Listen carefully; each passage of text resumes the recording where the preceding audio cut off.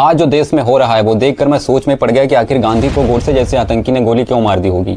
मैं ऐसा इसलिए बोल रहा हूं क्योंकि यूजीसी ने एक गाइडलाइंस के इंट्रोड्यूस कर दी तो कुछ लोगों ने तो अपनी असली औकात ही दिखा दी। पहले हिंदू एकता की बात हो रही थी और आज सवर्ण एकता की बात हो रही है। मोदी जी को अपना माई बाप मानने वाले आज मोदी जी को हितरिया बोल रहे हैं और उन्हें जूते चप्पलों से भी मार रहे हैं।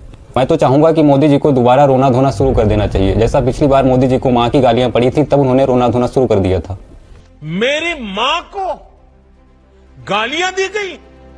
इस गाइडलाइंस का ऑब्जेक्टिव ही यही है कि किसी बच्चे के साथ धर्म, नस्ल, जात, लिंग, जन्म स्थान या दिव्यांगता के आधार पर हो रहे डिस्क्रिमिनेशन को रोका जा सके ताकि किसी और के साथ रोहित वेमुला और पायल ताड़वी जैसा केस ना हो। यूजीसी की गाइडलाइंस में 3 चीजें इंपॉर्टेंट हैं। पहला, इसमें एक इक्वल अपॉर्चुनिटी सेंटर बनेगा जो हर एक चीज पर निगरानी रखेगा, और दूसरा है इसमें इसी के अंदर इक्विटी कमेटी बनेगी, और तीसरा है इसमें एक एंटी स्क्वाड टीम बनेगी। इन्हें सबसे ज्यादा मिर्ची इस बात से लग रही है कि इक्विटी कमेटी में किसी सवर्ण को क्यों नहीं शामिल किया गया है। लेकिन आप मुझे एक ऐसी टॉप पोस्ट बता दो जिस पर आपका आदमी ना हो।